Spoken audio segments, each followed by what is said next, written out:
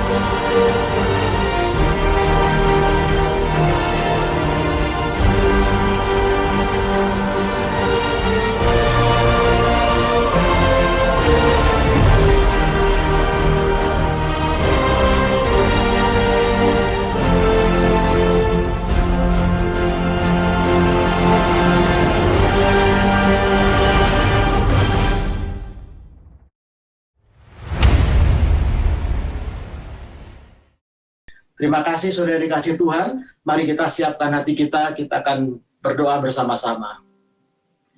Bapa dalam surga, dalam nama Yesus, kami mengucap syukur terima kasih untuk kesempatan yang Tuhan berikan kepada kami pada sore hari ini.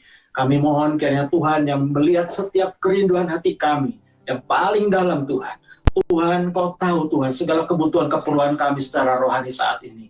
Kami mohon kiranya Tuhan, Engkau yang menjadi pusat dalam Bread of Christ Conference pada sore hari ini. Tuhan yang beracara sepenuhnya, Tuhan yang berbicara sepenuhnya kepada setiap hati kami. Ajarkan kami Tuhan, jalan-jalan kehidupan, tuntun kami Tuhan, supaya kami benar-benar didapati Tuhan siap sedia pada saat Tuhan datang menjemput kami di awan-awan. Terima kasih Bapak, berbicaralah Tuhan pada setiap hati kami saat ini, apa yang Tuhan mau untuk kami pahami, untuk kami lakukan saat ini. Di dalam nama Tuhan Yesus, yang percaya dan siap mendengarkan sabda firman Tuhan katakan, amin. Haleluya. Saudara dikasih Tuhan, walaupun kita hadir dalam Bread of Christ ini terdiri dari berbagai macam latar belakang, denominasi, dan aliran teologi yang berbeda-beda, namun saya percaya ada satu hal yang mempersatukan kita dalam konferensi pada sore hari ini, yaitu kita semua percaya dan sama-sama sedang menantikan kedatangan Kristus yang kedua kali di penghujung akhir zaman ini. Kita sepakat bahwa kedatangan Tuhan kedua kali adalah sesuatu yang pasti terjadi dan kita rindukan. Yang setuju katakan amin.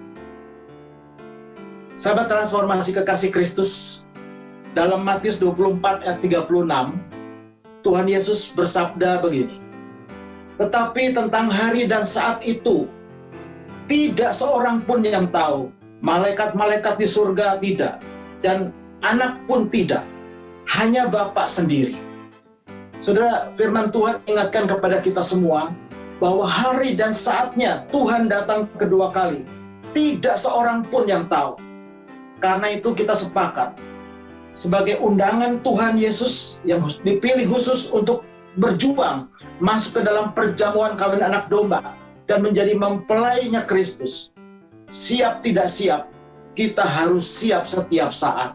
Yang setuju katakan amin. Kedatangan Kristus kedua kali sudah pasti dan sudah sangat dekat dan sudah di ambang pintu bahkan.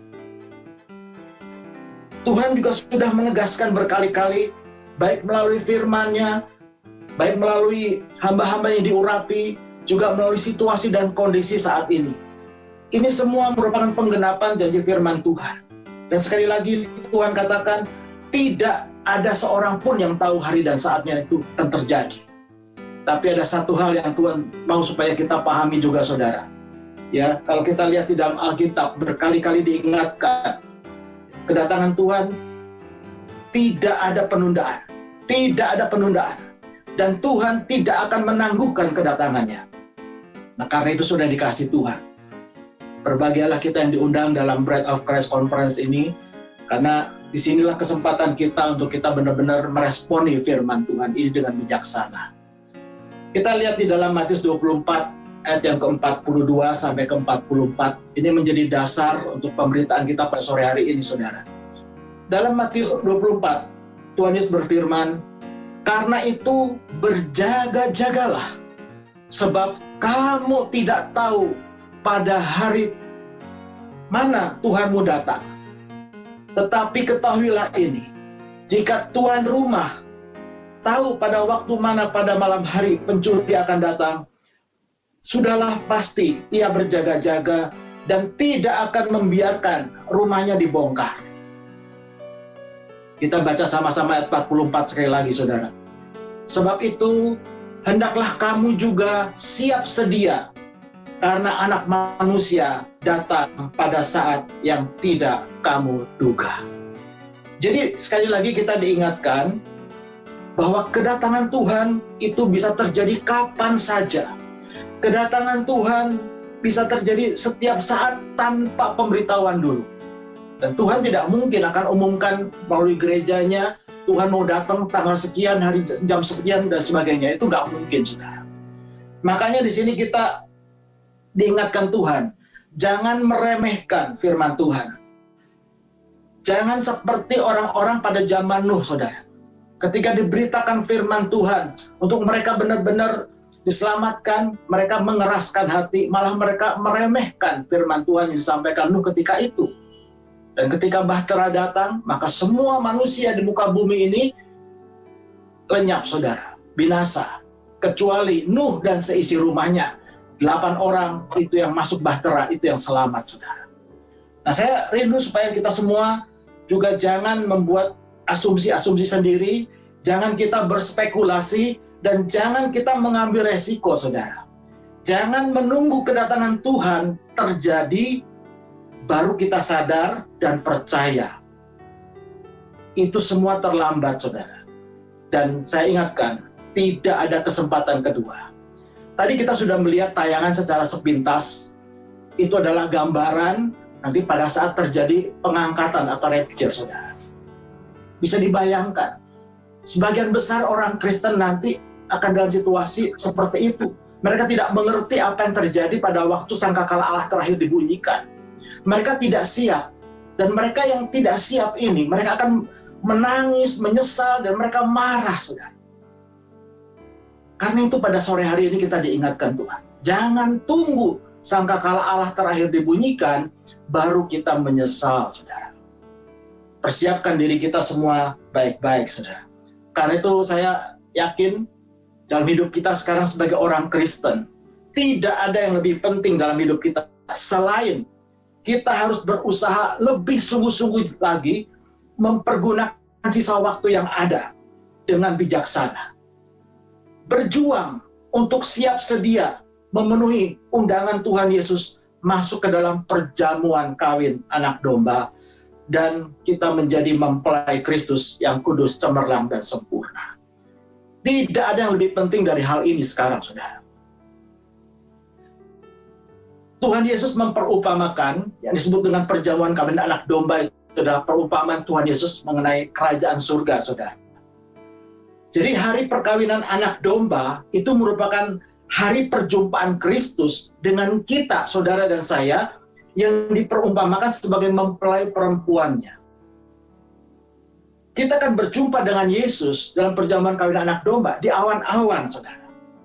Nah, setelah itu kita akan memerintah bersama Kristus dalam kerajaan 1000 tahun dan kemudian masuk ke Yerusalem yang baru. Masuk ke dalam perjamuan kawin anak domba artinya kita masuk ke dalam kerajaan surga. Artinya kita selamat, saudara. Sedangkan yang dimaksud dengan mempelai Kristus adalah saudara dan saya sebagai umat pilihan Tuhan yang sekarang ini sedang berjuang sungguh-sungguh untuk bisa berhasil memperoleh anugerah keselamatan masuk dalam perjamuan kawin anak domba. Nah, perjuangan kita untuk menjadi mempelai Kristus itu dimulai ketika kita menjadi manusia baru di dalam Kristus. Kemudian kita mengalami yang namanya proses keselamatan, yaitu disebut dengan pembenaran, pengudusan, dan pemuliaan. Nah, inilah saat sangkakala terakhir dibunyikan.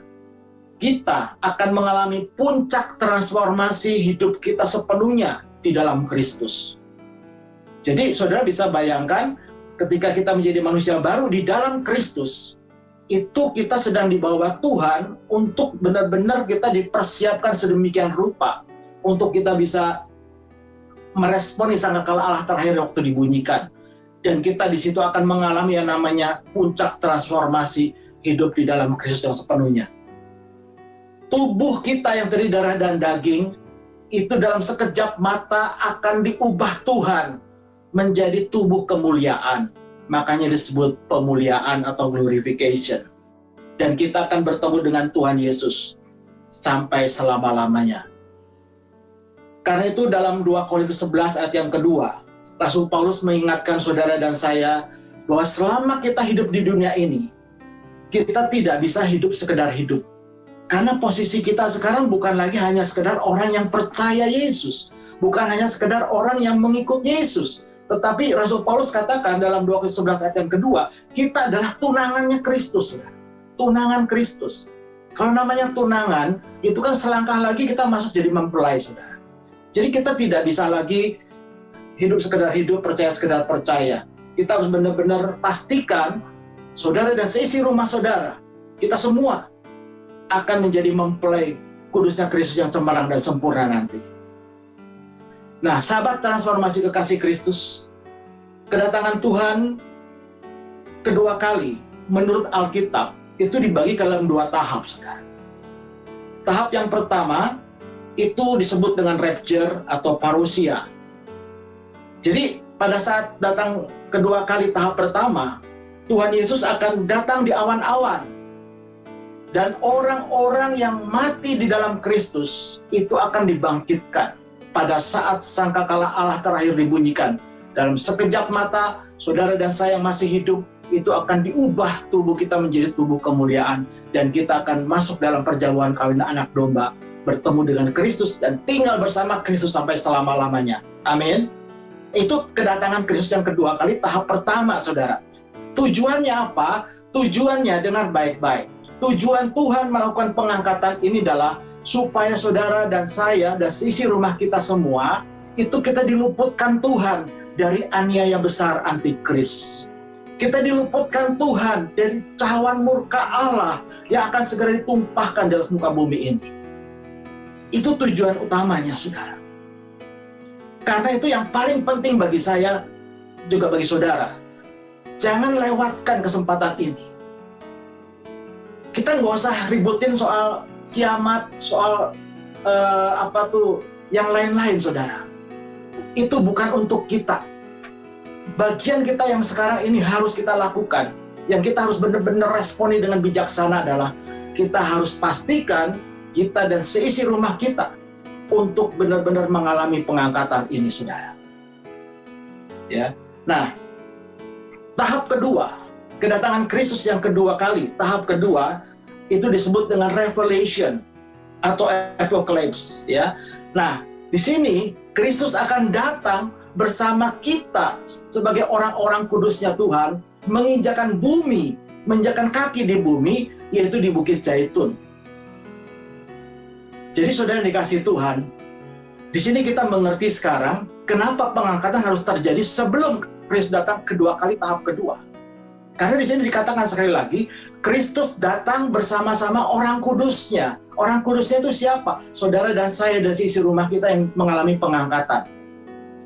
Kemudian kita akan dibawa Tuhan masuk melalui pintu gerbang emas. Kemudian kita akan menginjakkan kaki di Bukit Zaitun dan memerintah di sana dalam kerajaan 1000 tahun bersama Kristus.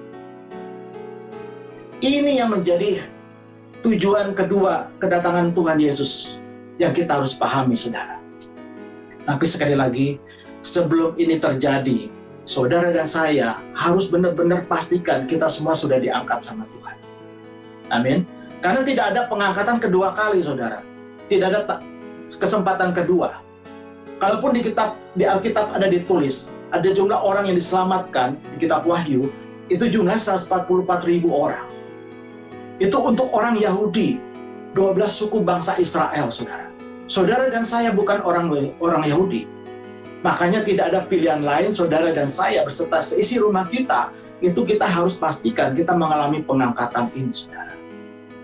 Nah, sahabat transformasi kekasih Kristus, Tuhan berkali-kali mengingatkan kepada kita semua, siap sedia, siap sedia, siap sedia. Karena ini waktunya sudah sangat dekat, saudara. Kenapa? Kenapa Tuhan ingatkan ini berkali-kali, saudara? Ada 4 hal yang saya ingin bagikan kepada saudara, supaya kita memahami dengan bijaksana, ya. Yang pertama, alasannya kenapa kita harus siap sedia menyambut kedatangan Tuhan. Karena untuk bisa mengalami yang namanya pengangkatan, masuk dalam perjamuan kawin anak domba, itu tidak otomatis. Kita harus benar-benar berjuang, saudara.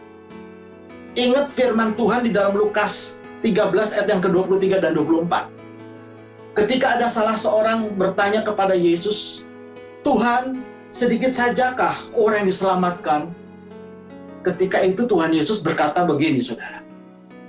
Berjuanglah untuk masuk melalui pintu yang sesak itu, sebab aku berkata kepadamu, banyak orang akan berusaha untuk masuk, tetapi tidak akan dapat. Banyak orang akan berusaha masuk, tetapi tidak bisa, saudara. Kenapa? Karena di sini diingatkan sekali lagi, untuk bisa masuk kerajaan surga, kita harus berjuang. Untuk masuk perjamuan kawin anak domba, kita harus berjuang. Kita nggak ada istilahnya otomatis. Karena itu sudah dikasih Tuhan. Di dalam Lukas 13 tadi diingatkan yang ke-27, saudara. Ya. Jangan merasa karena kita udah orang Kristen, kita udah beribadah, bahkan kita udah dipakai Tuhan melakukan berbagai macam aktivitas rohani, berlebar rohani, berlebar pelayanan, tetapi dengar baik-baik. Jangan sampai hidup kita menjadi sia-sia. Di dalam ayat yang ke-27 Tuhan Yesus berkata begini, aku tidak tahu dari mana kamu datang. Enyahlah daripadaku, hai kamu sekalian yang melakukan kejahatan. Tragis, saudara. Kita udah menjadi orang Kristen puluhan tahun. Kita udah melayani begitu hebat, begitu rupa, saudara. Tapi ujung-ujungnya, Tuhan bilang, enyah daripadaku. Aku tidak tahu kamu datang dari mana. Kita tidak dikenal sama Tuhan. Dalam Matius 7 ayat 23 dikatakan, aku tidak mengenal kamu. Disinilah maka diingatkan, saudara, untuk kita selalu siap sedia. Jangan kita meremehkan peringatan Tuhan ini. Yang kedua, alasannya, di dalam Matius 22 ayat 14 Tuhan Yesus memperingatkan, sebab banyak yang dipanggil, tetapi sedikit yang dipilih. Kita sekarang berada dalam masa-masa pemurnian, di mana Tuhan sedang memisahkan, Tuhan sedang membedakan mana orang benar dari orang fasik, mana domba dari kambing, mana gandum dari lalang. Tujuan Tuhan memisahkan atau membedakan ini adalah untuk menetapkan mana di antara kita yang layak menjadi mempelai milik kesayangannya Tuhan, saudara. Sebab itu kita harus ingat, ya, banyak orang nanti akan terjadi yang sudah dipanggil, hanya sedikit yang dipilih, apalagi yang terpilih, saudara. Nah, kita harus menjadi orang yang terpilih oleh Kristus menjadi milik kesayangannya Tuhan. Ini kesempatan terbaik kita sekarang ini, bukan nanti saudara. Sekarang ini waktunya, kita harus benar-benar siap sedia. Yang ketiga alasannya, karena tidak semua orang Kristen itu bisa menjadi mempelai atau pengantinnya anak domba. Lagi sekali saya ulangi saudara, tidak semua orang Kristen itu otomatis menjadi pengantinnya anak domba atau mempelainya Kristus. Hanya yang diundang, hanya orang yang diundang, itu yang dipanggil dan dipilih, dan siap sedia yang bisa masuk perjamuan kawin anak domba dan menjadi pengantinnya anak domba nanti. Itu saudara bisa lihat dalam Wahyu 19 ayat yang ke-7 sampai ke-9. Ya. Dan yang terakhir alasannya kenapa kita harus siap sedia sekarang. Karena sisa waktu yang ada ini sangat singkat saudara. Kita tidak pernah tahu kapan garis akhir hidup kita selesai di dunia. Hanya ada dua kemungkinan saudara. Saudara meninggal sebelum pengangkatan, atau yang kedua, saudara tetap hidup, saudara mengalami pengangkatan. Hanya dua momentum itu. Makanya saudara harus pastikan kita benar-benar menjadi orang-orang yang siap sedia untuk menyambut kedatangan Tuhan. Ya. Di dalam 2 Petrus 3 ayat yang ke-9 dikatakan begini, Tuhan tidak lalai menepati janjinya. Jadi Tuhan tidak pernah lalai menepati janjinya, termasuk janji kedatangan yang kedua kali ini, saudara. Sekalipun ada orang yang menganggapnya sebagai kelalaian, mungkin ada orang pikir, dari dulu juga dibilang akan datang, tapi buktinya sampai sekarang mana Tuhan belum datang. Itu namanya mereka meremehkan, mengejek, atau menganggap lalai, saudara, peringatan Tuhan ini. Ada orang yang menganggapnya sebagai kelalaian, tetapi Tuhan sabar terhadap kamu, karena Ia menghendaki supaya jangan ada yang binasa, melainkan supaya semua orang berbalik dan bertobat. Ini kerinduan Tuhan hari-hari ini, saudara.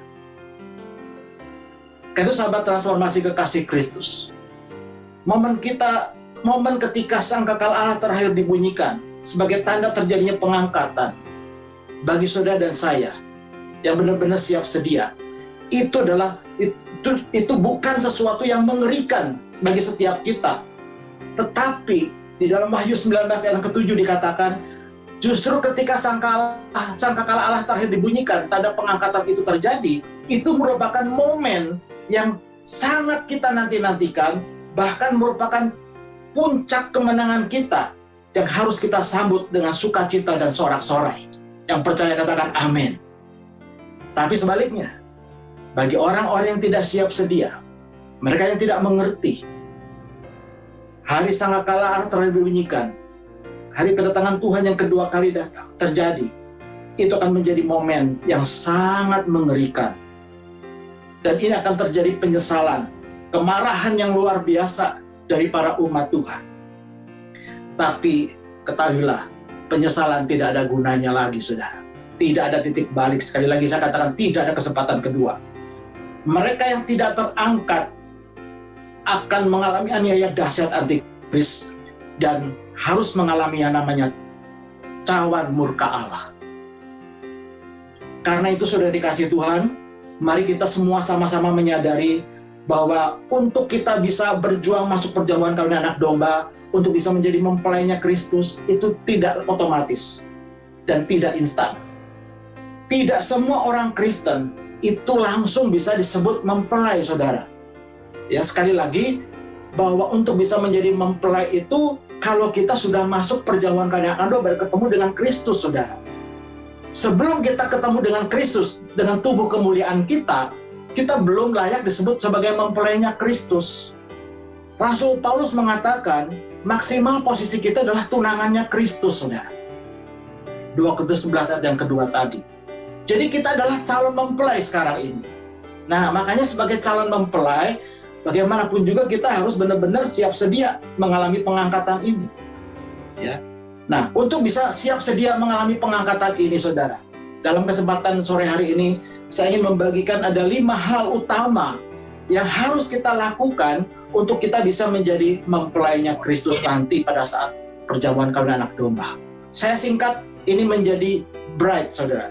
B-R-I-D-E, ya. Nah, kita lihat yang pertama, ya. B yang pertama itu bicara mengenai being a perfect Christian. Artinya apa? Kita harus menjadi orang Kristen yang sempurna di dalam Kristus. Kesempurnaan di dalam Kristus itu merupakan kehendak Tuhan yang mutlak, saudara. Nggak bisa ditawar. Ya, kita lihat di dalam Matius 5:48, di sana Tuhan Yesus pernah berfirman begini, "Karena itu haruslah kamu sempurna, sebab seperti Bapamu yang di surga adalah sempurna." Lalu kita lihat juga pesan Rasul Paulus di dalam pesan terakhirnya Rasul Paulus, 2 Korintus 13 ayat yang ke-11. Akhirnya saudara-saudara, bersukacitalah. Usahakanlah dirimu supaya sempurna. Usahakan dirimu supaya sempurna, saudara. Ya. Dan satu ayat lagi yang penting, saudara, untuk kita pahami. Bahwa Tuhan menghendaki kesempurnaan hidup dalam Kristus. 1 Tesalonika 5 ayat yang ke-23. Mari kita baca sama-sama. "Semoga Allah damai sejahtera menguduskan kamu seluruhnya, dan semoga roh, jiwa, dan tubuhmu terpelihara sempurna dan tak bercacat pada kedatangan Yesus Kristus Tuhan kita." Amin. Jadi saudara yang dikasihi Tuhan, sekali lagi saya ingatkan, untuk menjadi orang Kristen yang sempurna itu tidak ada jalan pintas dan tidak bisa instan. Itu kita harus benar-benar memahami bagaimana menjadi sempurna dalam Kristus. Kita harus punya komitmen, kita harus konsisten, dan kita harus persisten, saudara. Memang tidak mudah untuk bisa menjadi seorang Kristen yang sempurna. Kita tidak cukup hanya hidup sekedar jadi orang baik, saudara. Orang baik banyak. Menjadi orang baik nggak usah jadi orang Kristen. Itu pun banyak, saudara. Tetapi di sini diingatkan Tuhan, dalam Roma 12 ayat yang kedua, Tuhan menghendaki yang baik, yang berkenan, dan yang sempurna. Jadi tidak cukup hanya standar kita sekarang menjadi orang Kristen yang baik-baik saja. Yang dimaksud ini adalah orang-orang Kristen yang rajin ibadah, rajin melayani, yang selalu memenuhi kewajiban agamawinya, saudara. Itu baik semua itu. Mereka tidak berbuat dosa, itu baik semuanya. Tetapi itu tidak cukup. Karena Tuhan menghendaki supaya kita berusaha lebih sungguh-sungguh lagi, hidup berkenan kepada Tuhan. Baru kita bisa menuju kepada kesempurnaan. Jadi itu levelnya, saudara. Ya. Nah, ada 3 hal yang kita harus perhatikan. 3 kunci utama untuk kita bisa menjadi orang Kristen yang sempurna di dalam Kristus, saudara. Pertama, kita harus komitmen untuk tidak hidup sekedar hidup sebagai orang Kristen. Tapi kita benar-benar menjalankan hidup kekristenan yang sejati. Yang setuju katakan amin. Jangan menjadi Kristen sekedar Kristen. Karena sekali lagi saya ingatkan, Tuhan saat ini sedang memurnikan orang benar dan mana orang fasik, saudara. Nah, untuk bisa menjadi orang Kristen yang sejati, kita harus memahami, ya. Pertama, kita tidak cukup hanya sekedar percaya Yesus adalah Tuhan. Tapi kita harus memastikan bahwa kita menjadikan Yesus sebagai satu-satunya Tuhan dan Kristus dalam hidup kita. Jadi, Yesus bukan lagi hanya sekedar Tuhan dalam hidup kita. Tapi kita harus sepakat menjadikan Yesus sebagai satu-satunya Tuhan dan Kristus dalam hidup kita. Kalau kita jadikan Yesus sebagai satu-satunya Tuhan dan Kristus dalam hidup kita, maka yang menjadi pusat hidup kita adalah Kristus, saudara. Bukan aku lagi. Di sini kita diingatkan Tuhan. Kita bisa menjadi orang Kristen yang sejati kalau yang kedua, saudara, kita benar-benar konsisten tinggal tetap di dalam Kristus dan kita benar-benar menjadikan Kristus sebagai pusat hidup kita. Tidak ada yang lain. Ya. Yang ketiga, untuk kita bisa menjadi orang Kristen yang sejati, saudara, kita harus memastikan kita hidup oleh iman di dalam Kristus. Bukan iman sekedar iman. Dan di sini kita diingatkan Tuhan dalam Lukas 18 ayat yang ke-7 dan ke-8. Tuhan Yesus berfirman demikian. Tidakkah Allah akan membenarkan orang-orang pilihannya yang siang malam berseru kepadanya? Dan adakah ia mengulur-ngulur waktu sebelum menolong mereka? Aku berkata kepadamu, Ia akan segera membenarkan mereka. Akan tetapi, jika Anak Manusia itu datang, adakah ia mendapati iman di bumi? Yang Tuhan Yesus cari, yang Tuhan Yesus lihat adalah iman kita. Iman tapi bukan lagi sekedar iman, tapi iman yang menyelamatkan, yaitu iman di dalam Kristus. Nah, karena iman di dalam Kristus inilah, di dalam Galatia dikatakan, kita dijadikan sebagai anak-anak Allah, keturunannya Abraham, yang berhak menerima janji-janji Allah. Amin. Kunci yang kedua, untuk kita benar-benar bisa menjadi orang Kristen yang sejati, saudara, kita harus mengasihi Tuhan Yesus dalam perbuatan dan kebenaran, dengan kasih yang sempurna, bukan sekedar kasih, apalagi kasihan. Kita harus mengasihi Yesus dengan kasih Kristus, kasih yang didasarkan kepada hati yang paling suci, saudara. Hati yang didasarkan kepada kerelaan berkorban, seperti Yesus mengasihi saudara dan saya. Ia rela mengorbankan nyawanya demi saudara dan saya. Yang ketiga, untuk kita bisa menjadi Kristen yang sempurna, kita harus bertumbuh rohani kita menjadi dewasa rohani. Karena tidak mungkin kita bisa menjadi mempelai kalau kita tidak dewasa rohani, saudara. Nggak ada mempelai masih bayi atau anak-anak, saudara. Makanya sekarang inilah waktunya, saudara dan saya benar-benar berjuang ya untuk bisa menjadi orang Kristen yang dewasa. Ya. Nah, untuk bisa menjadi orang Kristen yang dewasa, saudara harus siap di bawah Tuhan untuk mengalami berbagai macam proses pemurnian, penyaringan, dan pengujian. Kita harus berusaha untuk bisa menjadi manusia Allah, man of God, yaitu orang Kristen yang hidupnya kudus, suci, dan saleh, dan taat melakukan segala perintah Tuhan dengan tidak bercacat, tidak bercela. Dan untuk kita bisa menjadi dewasa rohani ini, kita harus punya komitmen untuk kita tetap setia kepada Kristus sampai garis akhir hidup kita selesai dengan finishing well. Selesaikan garis akhir hidup saudara dengan finishing well. Artinya apa? Ya, kita harus taat, tunduk, dan memiliki integritas yang tinggi, mengikuti Yesus, melaksanakan amanat agung Tuhan Yesus, dan kita harus melakukan kehendak Bapa di zaman ini. Ini agenda penting kita sekarang, saudara. Ya. Nah, sahabat transformasi kekasih Kristus, yang kedua adalah kita harus siap sedia, ready for return, ya, ready for return, ya, siap sedia menanti-nantikan kedatangan Kristus yang sedang datang, menjemput kita sebagai mempelai perempuannya.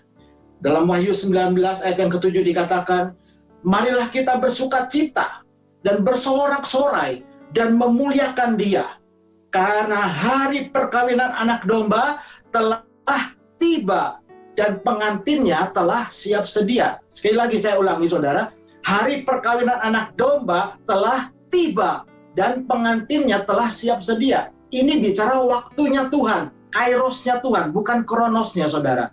Makanya kita harus hati-hati. Kalau Tuhan udah katakan waktunya hari perkawinan anak domba telah tiba, itu berarti sudah di depan mata kita, saudara. Karena kita tidak pernah tahu hari dan saatnya itu tiba kapan. Makanya siap tidak siap kita harus siap. Nah, di dalam ready for his return ini, saudara, siap sedia itu apa? Siap sedia itu ada 3 hal yang kita harus lakukan. Kita harus selalu bersikap hati-hati, kita harus bersikap waspada, dan kita harus berjaga-jaga. Hati-hati dalam hal apa? Kita belajar dari firman Tuhan. Hati-hati itu artinya, pertama, jangan menyimpang ke kanan atau ke kiri. Bertindaklah sesuai dengan firman Tuhan. Ya. Kemudian yang kedua, hati-hati terhadap virus-virus rohani. Yang sekarang kita takutkan bukan lagi virus COVID-19, saudara, tetapi virus rohani yang membuat hati kita akhirnya menjadi jauh dari Tuhan, membuat hati kita menjadi tidak murni lagi di hadapan Tuhan, yang membuat hati kita kehilangan kasih mula-mula, yang membuat hati kita akhirnya didapati Tuhan tidak lagi sempurna di hadapan Tuhan. Nah, karena itu saudara yang dikasihi Tuhan, yang ketiga, hati-hati itu artinya juga jangan meremehkan, ya, firman Tuhan, peringatan Tuhan, teguran-teguran Tuhan, dan perintahnya Tuhan. Jangan meremehkan. Dan yang keempat, hati-hati dengan hati kita. Kenapa? Karena firman Tuhan katakan dalam Matius 6 ayat 21, di mana hartamu berada, di situ juga hatimu berada. Jadi periksalah diri kita sekarang ini. Di mana hati kita saat ini? Seperti apa hati kita saat ini? Yang kedua, untuk kita bisa siap sedia menyambut kedatangan Tuhan ini, kita harus waspada. Selain hati-hati, kita waspada. Nah, waspada itu dalam arti apa? Kita harus mawas diri terhadap ketamakan, terhadap kefasikan, terhadap nabi-nabi palsu dan ajaran-ajaran sesat. Dalam Matius 7 ayat 15 dikatakan, waspadalah terhadap nabi-nabi palsu yang datang kepadamu dengan menyamar seperti domba, tetapi sesungguhnya mereka adalah serigala yang buas. Dan yang ketiga, untuk kita bisa siap sedia, ready for his return, maka kita harus berjaga-jaga. Artinya apa? Jaga hati kita dengan segala kewaspadaan, karena hati merupakan pusat kendali hidup kita. Hati kita ini akan menentukan pikiran, perasaan, perkataan kita, kehendak kita, bahkan cara hidup kita. Karena itu jaga hati kita. Karena hati ini juga yang akan dihakimi oleh Kristus berdasarkan Injil yang telah diberitakan kepada kita. Roma 2 ayat 16. Yang kedua, dalam berjaga-jaga kita harus menjaga pertumbuhan iman kita. Jangan biarkan roh kita tertidur. Jangan biarkan jiwa kita menjadi suam-suam kuku, apalagi padam, saudara. Ya, sebab itu dalam Matius 24 dikatakan, berjaga-jagalah sebab kamu tidak tahu pada hari mana Tuhanmu datang. Banyak orang Kristen hari-hari ini rohnya tertidur, saudara. Tidak sadar. Ya. Nah, kalau orang tertidur rohnya, bagaimana mungkin dia bisa mendengar sangkakala Allah dibunyikan nanti? Karena itu firman Tuhan katakan, walaupun secara badani kita, secara jasmani kita tidur, tetapi roh kita tidak tidur, saudara. Berjaga-jaga, ya. Nah, disinilah kita makanya diingatkan Tuhan, ya, supaya kita jaga, supaya roh kita jangan tertidur, jangan kita suam-suam kuku, apalagi membiarkan roh kita padam, ya. Kemudian kita juga diingatkan untuk berjaga-jaga, artinya kita harus menjaga roh, jiwa, dan tubuh kita supaya tetap dalam kekudusan, dalam kesucian. Kemudian berjaga-jaga itu artinya jaga, pelita hidup kita, jangan sampai padam. Pelita itu bicara mengenai apa, saudara? Mengenai firman Tuhan. Ya, jadi kita harus menjaga supaya hati kita terus dipenuhi oleh firman Tuhan, dipenuhi oleh Roh Kudus, supaya kita benar-benar selalu berjaga. Ingat lima garis bijaksana, saudara. Mereka tidak tertidur, mereka tidak padam. Ya. Kemudian kita juga diingatkan Tuhan supaya kita dalam berjaga-jaga ini, ambil dan kenakan perlengkapan senjata rohani. Amin. Ambil dan kenakan perlengkapan senjata rohani. Nah, yang berikutnya, saudara, setelah kita hati-hati berjaga-jaga, kita harus siap sedia kapanpun Kristus datang. Kita harus selalu siap setiap saat. Ya. Nah, saya mau ingatkan, saudara, bahwa untuk bisa menjadi mempelainya Kristus, untuk kita bisa bersiap sedia, saudara, kita butuh persiapan. Kalau saudara baca kitab Ester yang kedua dan ketiga, di sana dikatakan bahwa Ester saja yang sedang berjuang menjadi mempelainya Raja Ahasiweros. Dia membutuhkan waktu 12 bulan sekurang-kurangnya. 6 bulan pertama itu dia dipersiapkan dengan mempergunakan minyak mur. Minyak mur ini melambangkan pembersihan atau penyucian, pemurnian hati, saudara. Begitu juga dengan hidup kita sekarang ini. Ini kita harus benar-benar pastikan hati kita murni di hadapan Tuhan. Nurani kita bersih terhadap sesama. Ini adalah agenda yang sangat penting untuk kita lakukan, saudara. Supaya kita didapati Tuhan, hati kita berkenan kepada Tuhan. Nah, 6 bulan yang kedua, apa yang dilakukan Ester? Ester dimandikan oleh wangi-wangian rempah-rempah. Ini bicara mengenai kualitas hubungannya dengan Tuhan. Hubungan pribadi dengan Tuhan. Ini mengingatkan kepada saudara saya untuk kita juga harus perhatikan, kita harus punya hubungan pribadi dengan Tuhan. Kita harus punya divine connection. Kita harus selalu terhubung dengan Tuhan. Kita harus punya kehidupan doa pribadi yang benar. Nggak cukup hanya pintar berdoa, tapi kita harus punya kehidupan doa pribadi yang benar. Kita juga harus punya hati sebagai seorang penyembah yang benar, saudara. Ya, nah inilah beberapa persiapan yang dilakukan oleh Ester ketika itu. Maka ketika tiba waktunya, Raja Ahasiweros menentukan siapa akan menjadi mempelainya, maka Ester terpilih dari sekian banyak kandidat yang mengikuti seleksi pada saat itu, saudara. Nah, yang berikutnya saudara, setelah kita siap ready for his return, nah itu bicara mengenai in his grace, ya.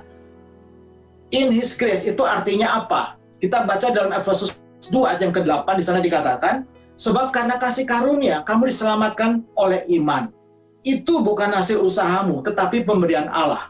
Secara singkat saya mau katakan, sebagai orang Kristen hari-hari ini, dalam masa penantian yang menentukan ini, tidak ada yang lebih penting dalam hidup kita, selain kita harus memastikan saudara dan saya dan seisi rumah kita benar-benar hidup dalam kasih karunia Tuhan.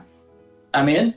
Yang kedua, kita harus benar-benar punya iman di dalam Kristus, karena ini kunci keselamatan cuma dua. Kita diselamatkan karena kasih karunia oleh iman, saudara. Nah, kalau kita hidup dalam kasih karunia Tuhan, maka otomatis kita akan berjalan dalam janji-janji Tuhan. Kita akan dalam penyertaan, pemeliharaan, pelindungan, pembelaan Tuhan, saudara. Nah, D yang berikutnya, saudara. Ya, D yang berikutnya adalah dress code. Nah, saudara, di sini kita diingatkan Tuhan. Seperti halnya kalau kita mau menghadiri sebuah undangan kawin VVIP, saudara. Biasanya di sana ditulis ada undangannya, dress code-nya itu apa, saudara. Maka sama, sekarang kita mau masuk perjamuan kawin anak domba, kita juga memahami dress code-nya apa ya nanti yang harus kita kenakan pada waktu masuk perjamuan kawin anak domba, supaya kita bisa layak di hadapan Tuhan. Di sini diingatkan, saudara, ya, bahwa kita harus menggunakan dress code yang ditentukan bukan oleh kita, tetapi oleh tuan rumah. Ya, kita harus berdandan yang terbaik. Kita juga tidak boleh datangnya terlambat, dan kita harus benar-benar didapati Tuhan sempurna, saudara.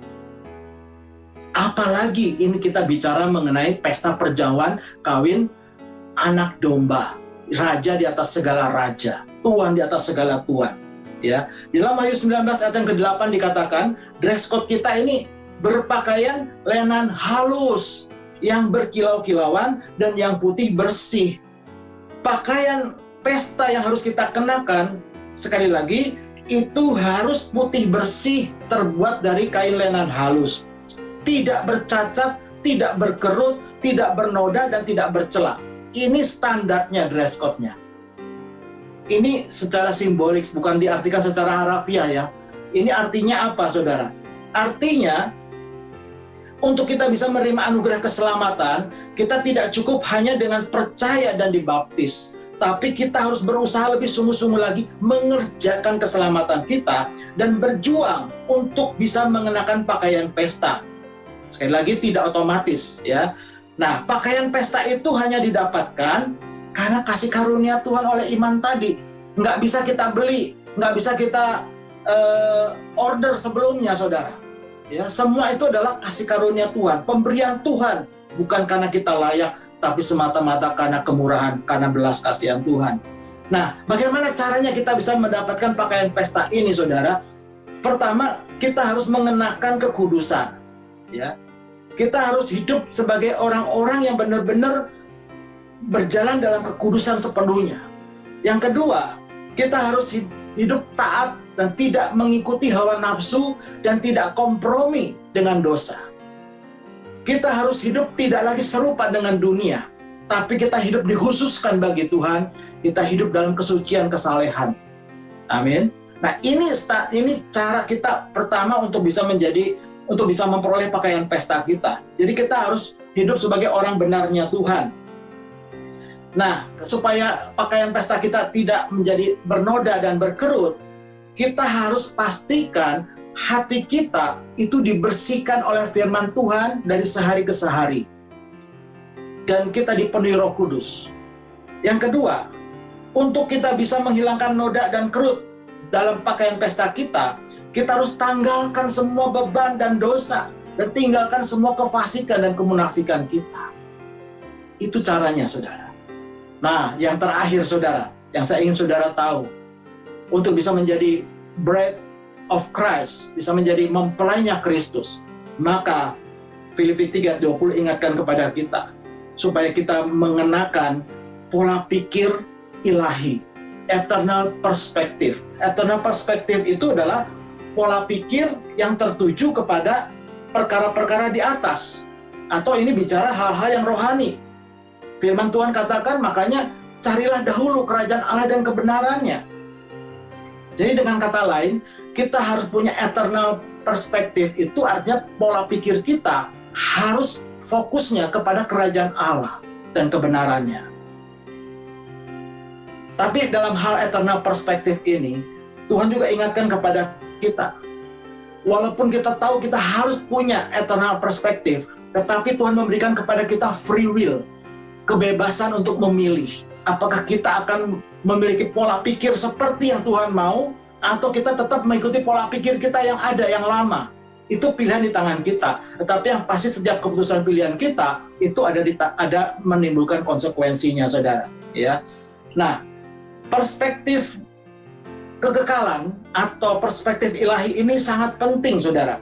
Karena ini akan menentukan bagaimana cara kita memandang, bagaimana cara kita memusatkan hati, pikiran, dan cara hidup kita sekarang, dan itu akan menentukan posisi dan kondisi kita di kekekalan nanti. Makanya ini sangat penting, saudara. Ya, disinilah kita diingatkan Tuhan. Ya, kenapa kita dikumpulkan dalam konferensi ini? Yaitu supaya saudara dan saya benar-benar siap untuk bisa menjadi bride of Christ-nya Tuhan. Untuk pemahaman lebih lanjut lagi, saudara, tentunya ini kan tidak mungkin sekali ketemu kita bisa dapat jelaskan semuanya, tetapi ini minimal membuat bagi kita satu dorongan kehendak untuk kita bisa ingin mengetahui lebih dalam lagi, membuat kita lebih rindu lagi untuk kita mempersiapkan diri dengan benar. Nah, saudara dikasih Tuhan, saya ingatkan sekali lagi, Kristus saat ini sudah siap dengan meja perjamuannya dan sedang datang untuk menjemput kita sebagai mempelainya. Waktunya sudah semakin dekat, sudah semakin singkat, saudara. Karena itu pesan saya, marilah kita pergunakan sisa waktu yang ada dengan bijaksana. Mari kita menata kembali hidup kekristenan kita. Berjuang lebih sungguh-sungguh lagi untuk kita bisa masuk perjamuan kawin anak domba dan menjadi mempelai kudusnya Kristus yang cemerlang dan sempurna. Sekali lagi, jangan hidup sekedar hidup. Jangan sia-siakan kesempatan yang Tuhan berikan kepada kita. Fokus kita harus benar-benar tertuju kepada Tuhan sehari-hari ini. Dan karena waktunya sudah sangat singkat, di dalam kitab terakhir, kitab Wahyu dikatakan, ya, kitab Wahyu pasal yang terakhir, ayat yang terakhir, di sana dikatakan begini, Tuhan Yesus berkatakan, "Ya, aku datang segera." Amin. Datanglah Tuhan Yesus. Kiranya kasih karunia Tuhan menyertai kita semua sampai Maranatha. Tuhan Yesus memberkati. Sudah diberkati sampai di sini? Belajar sesuatu, saudara, malam hari ini, ya? Nah, sudah dikasih Tuhan, mari kita siapkan hati kita responi firman Tuhan. Bapa dalam surga, dalam nama Yesus, kami mengucap syukur, terima kasih untuk kesempatan Tuhan berikan kepada kami. Walaupun perjumpaan kami sangat singkat hari ini, Tuhan, tapi kami percaya, Tuhan, biarlah Roh Kudus-Mu, Tuhan, yang menyempurnakan pemahaman kami. Biarlah Roh Kudus-Mu juga yang membuat kami semakin mengerti apa yang Tuhan untuk kami lakukan di hari-hari yang menentukan ini. Kami sadar, Tuhan, saat ini kami adalah dalam dekade penentuan ilahi. Kami saat ini dalam masa-masa penggenapan janji Tuhan, di mana Tuhan sedang menggenapi janjinya untuk kedatangan yang kedua kali juga. Sebab itu Tuhan tuntun kami, pribadi lepas pribadi, dan keluarga kami masing-masing, supaya kami bisa hidup seturut dengan firman-Mu, melakukan kehendak-Mu, Tuhan, dan juga menyelesaikan amanat-Mu yang Tuhan Yesus percayakan kepada setiap kami. Karena itu kami sadar, Tuhan, biarlah setiap firman Tuhan yang Kau tuliskan, tanamkan, meteraikan dalam roh hati setiap hati kami, itu tidak kembali dengan sia-sia. Karena itu kami butuh Roh-Mu yang hidup saat ini, memenuhi kami, memperlengkapi kami saat ini, Tuhan, supaya kami bisa dipimpin oleh Roh Kudus menjadi pelaksana firman yang kuat, dan bisa berjuang bersama Roh Kudus, masuk dalam perjamuan kawin anak domba, dan menjadi mempelai kudusnya Kristus yang cemerlang dan sempurna. Di dalam nama Tuhan Yesus Kristus, yang percaya dan diberkati, katakan, amin. Haleluya.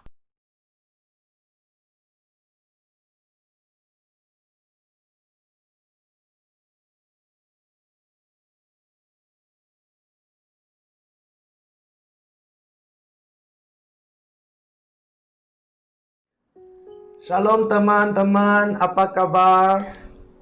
Greetings from Singapore. Salam dari Singapura. It is a joy for us to be here today. Sangat senang kita berada di sini hari ini. Thank you, Pastor Johannes, for the opportunity to share the Word of God. Terima kasih Pastor Yohanes sudah memberi kesempatan untuk membagikan firman Tuhan. It is indeed such a privilege to share with you the Word of God today. Adalah satu penghormatan bagi saya untuk membagikan firman Tuhan kepada setiap saudara. Before we begin, shall we pray? Sebelum kita mulai, ayo kita berdoa. Father, we just come before you and we humble our hearts. Terima kasih Tuhan, kami mau datang di hadirat-Mu dan merendahkan setiap hati kami. Thank you for your presence with us today. Terima kasih atas hadirat-Mu yang senantiasa bersama kami. Let all that I speak come from you. Biar apapun yang kuucapkan datang dari Engkau sendiri. Remove my flesh from me, Lord. Singkirkan semua kedagingan daripadaku ya Tuhan. And let your Holy Spirit fill me this day, Dan biar Roh Kudus-Mu yang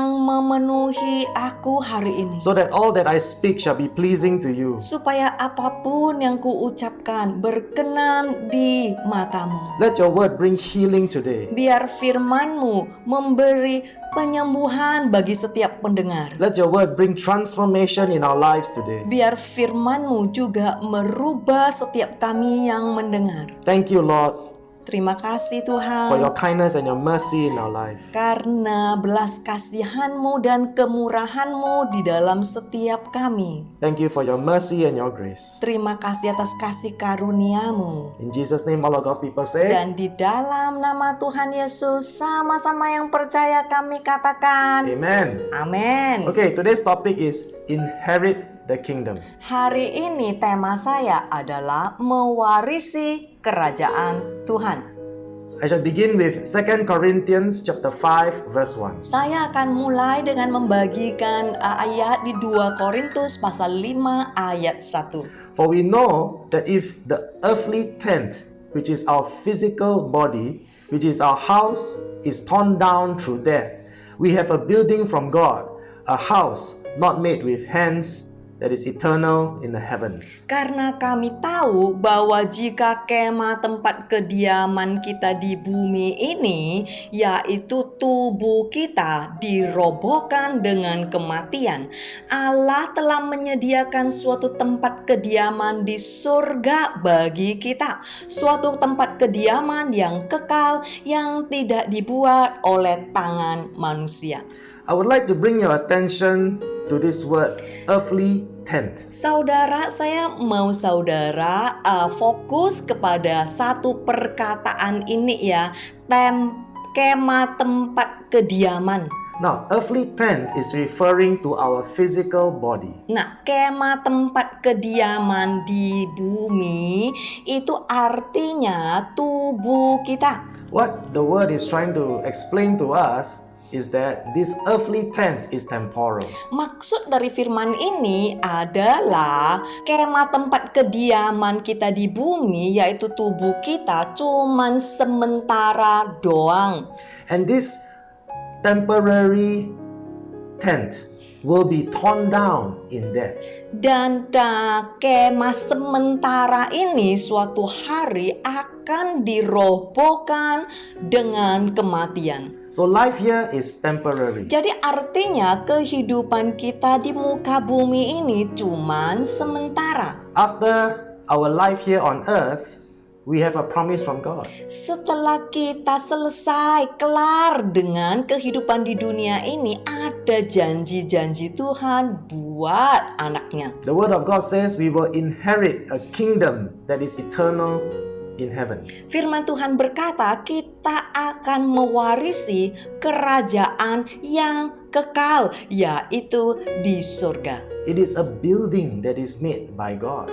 Adalah suatu tempat yang dibangun oleh Tuhan It is no sendiri. longer temporal but for eternity. Dan tempat itu tidak lagi sementara, tetapi selama-lamanya. So my friends, I want to encourage you. Jadi saudara, saya mau menguatkan setiap yang ada di sini. Let us now keep our focus on things that are above. Kita seharusnya fokus ke hal-hal yang ada di kerajaan surga. We need to prepare our hearts for Kita eternity. harus mempersiapkan hati dan jiwa kita untuk kehidupan yang kekal.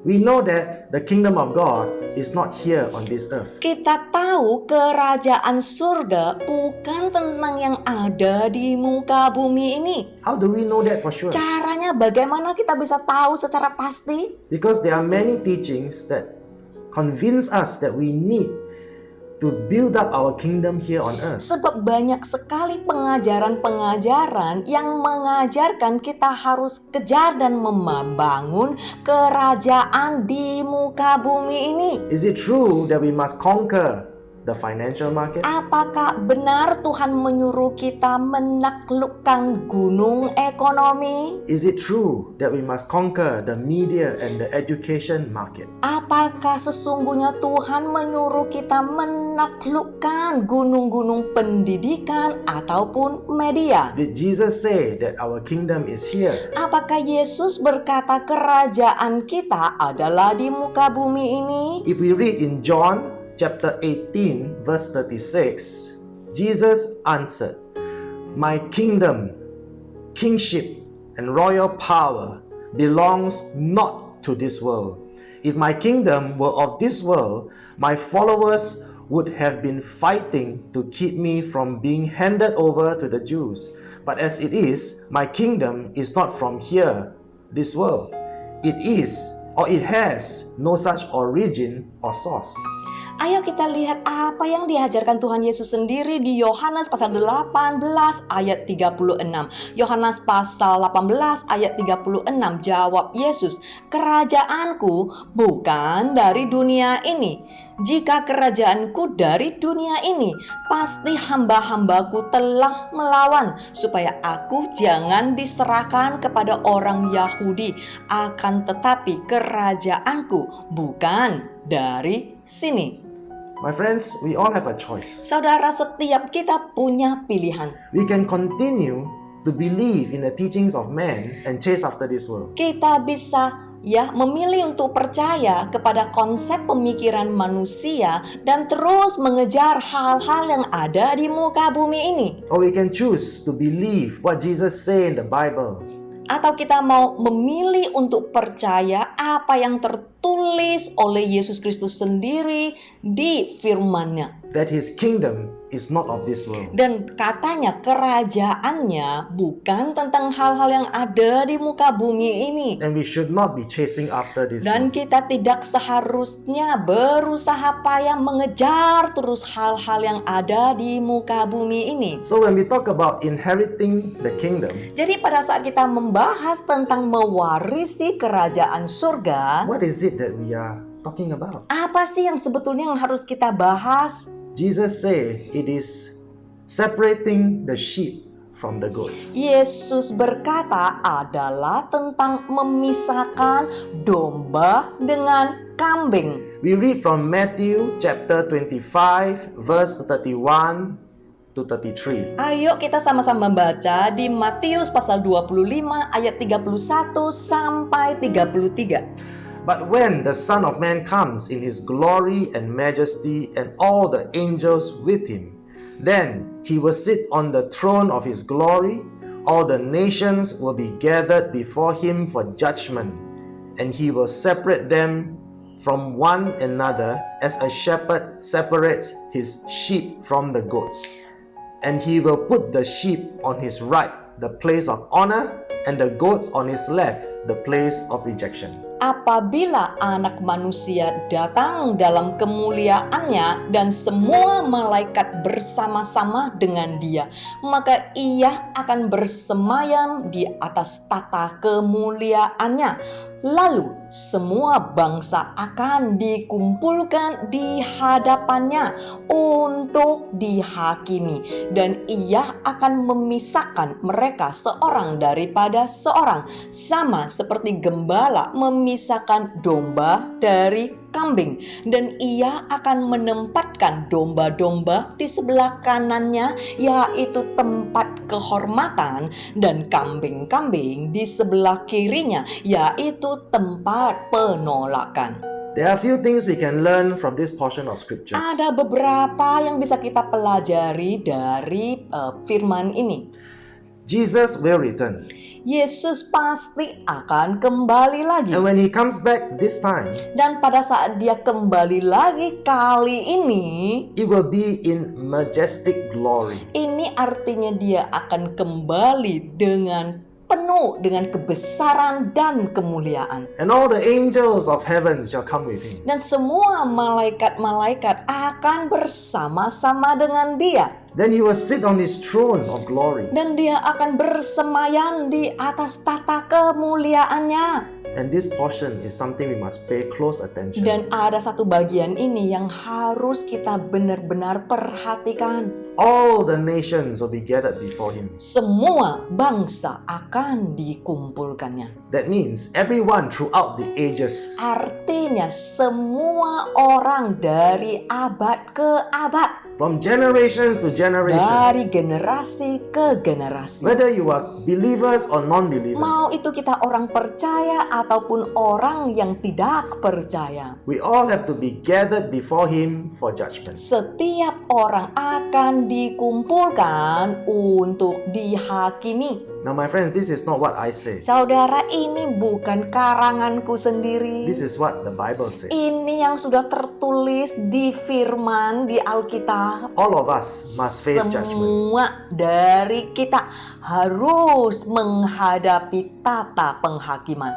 This is a non-negotiable item. Ini tidak bisa dinego-nego, saudara. This is a command. Inilah peraturan. This is a requirement. Inilah perintah. This is what Jesus said. Inilah yang Yesus katakan. We must all be judged. Semua kita akan dihakimi. And how will this happen? Nah, caranya bagaimana ini akan terjadi? Jesus say he will separate the sheep from the goat. Yesus berkata, ia akan memisahkan domba dengan kambing. Now many people have a misconception. Banyak orang salah tangkap.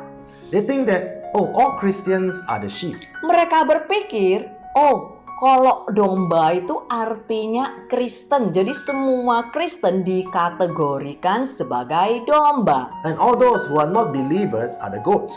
Dan orang-orang yang tidak percaya kepada Yesus adalah kambing. Is that true? Apakah itu sesungguhnya? The answer is no. Jawabannya adalah salah, saudara. Before we get into who are the sheep and the goats, Sebelum kita mulai menyelidiki siapakah domba, siapakah kambing, let us have a clear understanding what's going to happen. mari kita harus jelas apa yang terjadi di Jesus sini. say he will put the sheep on his right, and that is the place of honor. Yesus berkata, ia akan menempatkan domba-domba di sebelah kanannya, yaitu tempat kehormatan. These are the people that are acceptable to him. Inilah orang-orang yang hidupnya berkenan dan diterima oleh Tuhan.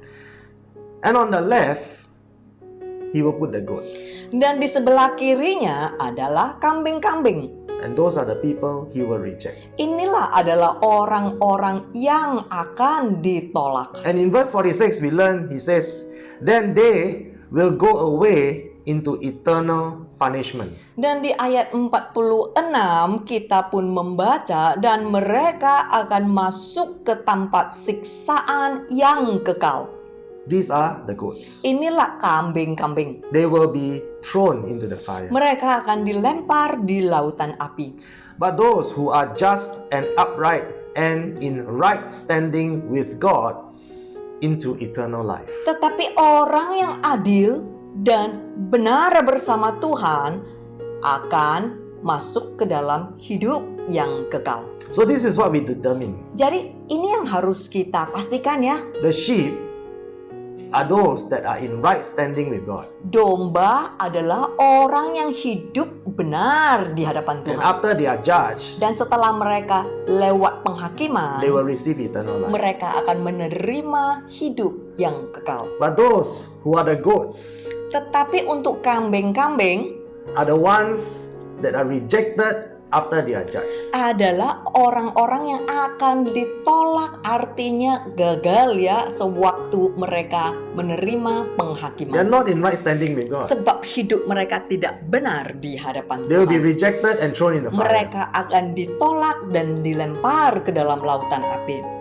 So my friends, Jadi saudara, I know saya tahu many of us think that, oh, all Christians will be raptured. banyak orang berpikir, pokoknya asal kita Kristen pasti kita akan diangkat lah. Christians will not be judged. Kristen lah pasti nggak akan lewat penghakiman, nggak perlu dihakimin kan udah Kristen. That's not true, my friends. Itu salah terjemahan ya saudara. Let us now read the truth. Ayo kita sama-sama cari tahu apa sih kebenarannya. 1 Peter 4:17. 1 Petrus pasal 4 ayat 17. For it is the time destined for judgment to begin with the household of God. And if it begins with us, what will the outcome be for those who do not respect or believe or obey the gospel of God? Karena sekarang telah tiba saatnya penghakiman dimulai dan pada rumah Allah sendiri yang harus pertama-tama dihakimi. Dan jika penghakiman itu dimulai daripada kita, bagaimanakah kesudahannya dengan mereka yang tidak percaya kepada Injil Allah? So we know that everyone will be judged. Jadi saudara, kita tahu secara pasti semua orang harus melewati tata penghakiman. And according to the Bible, the first to be judged are the Christians. Dan sesuai dengan kebenaran firman Tuhan, yang pertama-tama akan dihakimi terlebih dahulu adalah Kristen. There's no running away. Nggak bisa kabur saudara. Even Elijah says to Jesus, Bahkan Elia berkata kepada Yesus, I come by the chariots of fire. saya datang ya dengan kereta api. And what will Jesus say? Apa sih yang Yesus katakan? Very good. Sangat baik. Kneel and be judged.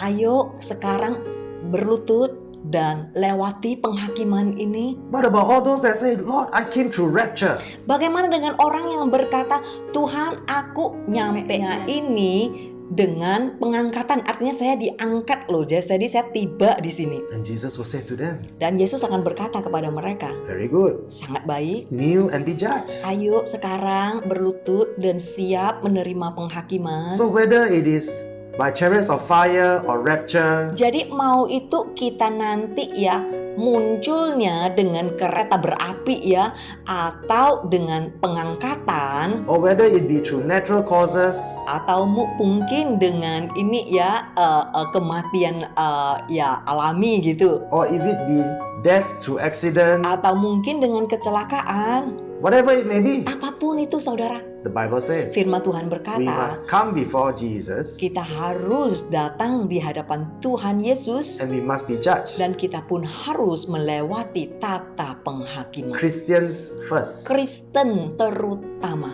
Okay, let's look at the next verse. Ayo kita lihat ayat berikutnya. In 2 Corinthians 5:10. 2 Korintus pasal 5 ayat 10. For we, believers, will be called to account and must all appear before the judgment seat of Christ, so that each one may be repaid for what he has been done in the body, whether good or bad.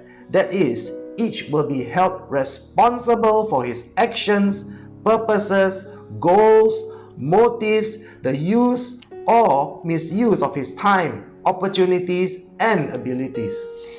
2 Korintus pasal 5 ayat 10. Sebab kita semua orang percaya harus menghadap tata pengadilan Kristus supaya setiap orang memperoleh apa yang patut diterimanya sesuai dengan yang dilakukannya dalam hidupnya ini, baik ataupun jahat, yaitu setiap orang mempertanggungjawabkan apa yang dilakukannya masing-masing, termasuk tujuan, fokus, kehendak, bagaimana menggunakan kehidupan ini dengan sia-sia atau baik, termasuk waktu, talenta, dan kesempatan yang sudah diberikan kepada setiap kita. Again and again in the scripture, Jadi ini diulang lagi di firman Tuhan. Jesus reminds us Yesus memperingatkan kepada setiap umatnya, we must be judged. kita akan melewati tata We penghakiman. will be judged. Kita akan dan harus menghadapi tata pengadilan. And all the believers will be called to give account. Dan semua orang percaya harus menghadap tata pengadilan Kristus. We must all appear before the judgment seat of Christ. Setiap kita harus hadir di hadapan tata pengadilan Kristus ini. It is only for one purpose. Cuman untuk satu tujuan, saudara. It is for us to tell Jesus all the things that we have done. Nah, sewaktu itu cuman satu hal yang perlu kita pertanggungjawabkan, yaitu semua yang kita It is for lakukan. us to tell Jesus all the secret things in our hearts. Inilah adalah momennya pada saat setiap kita harus mempertanggungjawabkan setiap rahasia-rahasia yang tersimpan sewaktu kita hidup. And after we've done that, Dan setelah kita siap melakukan itu, judgment will be passed.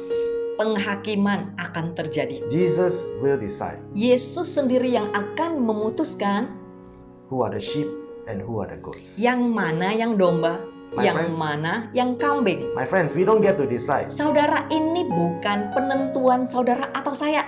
We don't determine who are the sheep and who are the goats. Kita nggak bisa milih sendiri. Kita itu yang mana yang domba, yang mana yang kambing. After Jesus judge us, Tetapi setelah Yesus sendiri menghakimi kita, after we have given full account, setelah kita memberi pertanggungjawaban yang penuh, from that account, Jesus will decide who is the sheep and who is the goat. mulai dari situ Tuhan Yesus yang akan menentukan mana yang domba, mana yang kambing. So are all the goats non-believers? Jadi saudara masih berpikir semua yang kambing itu yang belum percaya Tuhan? No. Bukan, saudara. All the goats are actually people, whether believers or non-believers, Kambing itu sebetulnya setiap orang mau udah percaya Yesus atau belum percaya Yesus, they are unable to give an account. mereka adalah orang-orang yang tidak sanggup mempertanggungjawabkan kelakuan mereka And after they masing-masing. are judged, they are found not to be in right standing with Dan God. setelah mereka dihakimi, mereka diketahui tidak hidup benar. Those are the goats. Itulah yang dikatakan kambing. Next, in Matthew 25 verse 34, Berikutnya di Matius pasal 25 ayat 34. then the king will say to those on his right, "Come, you blessed of my Father, you favored of God, appointed to eternal salvation, inherit the kingdom prepared for you from the foundation of the world." Dan raja itu akan berkata kepada mereka yang di sebelah kanannya, "Hai kamu yang diberkati oleh Bapakku, terimalah kerajaan yang telah disediakan bagimu sejak dunia dijadikan." You see, my friends, Lihat saudara, it is not up to us to say, where is the kingdom of God? ini bukan suka-suka kita menentukan di mana kerajaan surga. The Bible clearly tells us Firman Tuhan jelas-jelas memberitakan kepada setiap kita, after we give account. setelah kita memberi tanggung jawab, That means after judgment day. artinya setelah hari penghakiman, When we are found to be in right standing with God, sewaktu kita sudah dibuktikan hidup benar di dalam Tuhan, Jesus will say to us, Yesus akan berkata kepada kita, "Welcome, thou good and faithful servant." ayo masuk, engkau adalah umatku yang baik dan setia. Inherit the kingdom. Warisilah kerajaan surga ini. So you see, my friends, Jadi saudara, again, it is Jesus that decides. sekali lagi Tuhan Yesus yang menentukan. None of us can say, "Oh, I deserve to go to heaven." Bukan sesuka hati kita menuntut aku seharusnya mewarisi kerajaan surga. None of us can say, "Oh, I'm under grace. I'm not under law, so I can go to Tidak ada heaven." seorang pun yang bisa memaksa kehendak Tuhan dan ngotot, enggak deh, aku kan di bawah naungan kasih karunia, tidak lagi di dalam aturan dan hukum Tuhan. None of us can say, "Oh, I'm raptured. That's why I must go into Tidak heaven." ada seorang pun yang bisa berkata, aku kan lewat pengangkatan, jadi aku harus masuk di dalam kerajaan surga.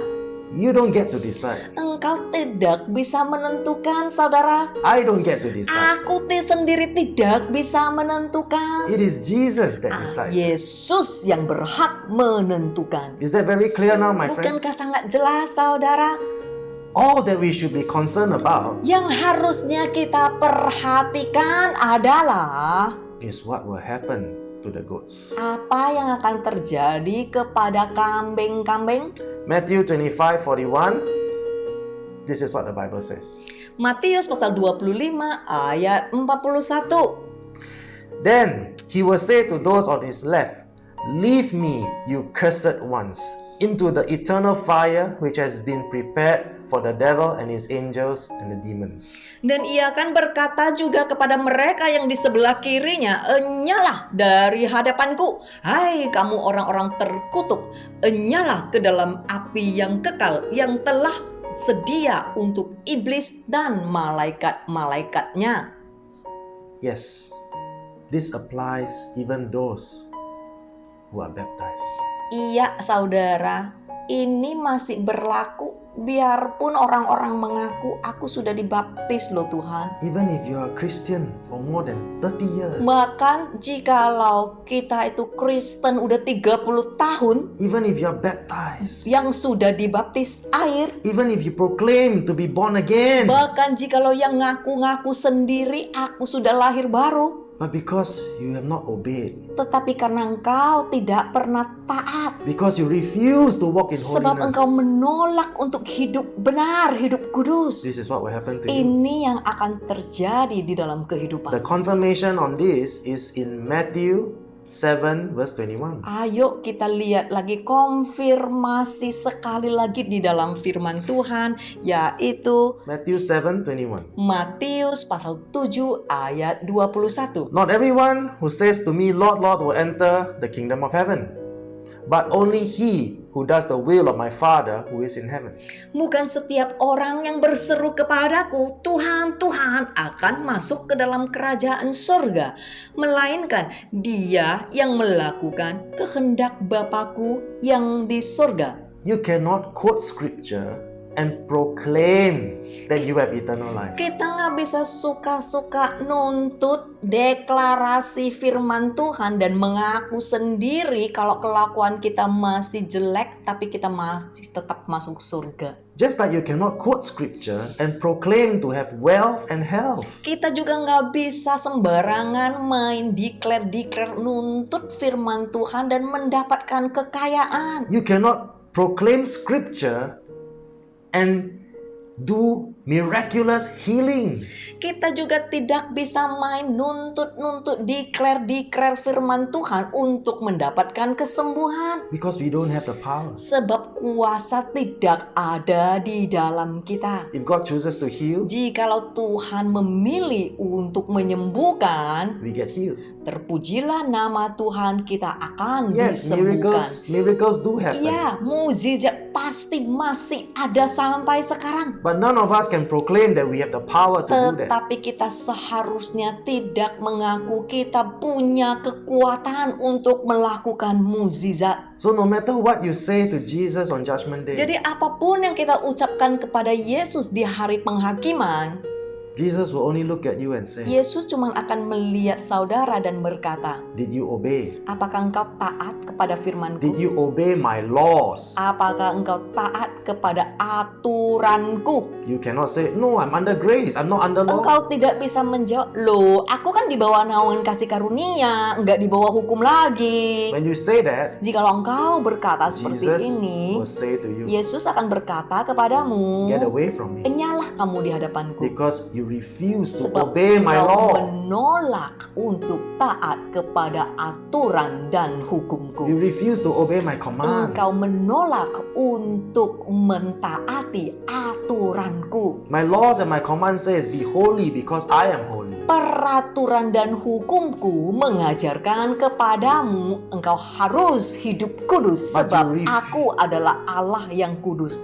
But you refuse. Tetapi engkau menolak. Every day you refuse. Setiap hari engkau menolak. Every day you say no. Setiap hari engkau menjawab No enggak. matter what, Jesus loves me. Apapun yang terjadi, Tuhan Yesus tetap harus And you mengasihi continue aku. to sin. Dan engkau terus-menerus hidup dalam dosa. Then what will happen to Apa you? yang akan terjadi? You will be the goat Engkau adalah kambing that will be thrown into the yang fire akan dilempar di lautan api. together with Satan and the demons Bersama dengan iblis dan malaikat-malaikatnya. and all the false teachers and Dan all the false semua prophets. pengajar palsu, nabi palsu. Because on judgment day they cannot give account. Sebab di hari penghakiman mereka tidak akan sanggup memberi tanggung jawab.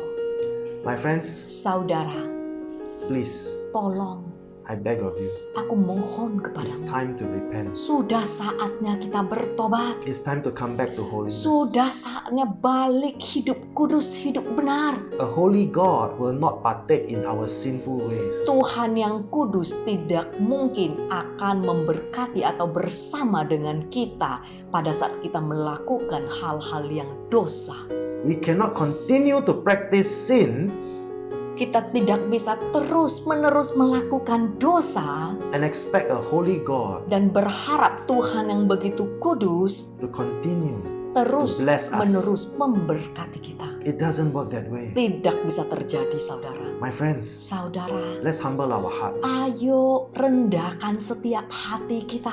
Don't be mistaken. Jangan lagi salah sangka. Do not harden your hearts. Jangan mengeraskan setiap hati kita. This is not condemnation. Ini bukan menghakimi saudara. This is how much Jesus loves all of us. Inilah seberapa besar kasih Tuhan terhadap setiap kita. And I thank God that today I'm speaking to the sheep. Dan terima kasih puji Tuhan, hari ini saya membagikan setiap domba. All those that are the sheep, Semua yang domba, they will obey God. mereka akan taat kepada firman Tuhan. We are all not perfect. Setiap kita belum sempurna. We will all sin. Setiap kita pasti masih bisa melakukan kesalahan.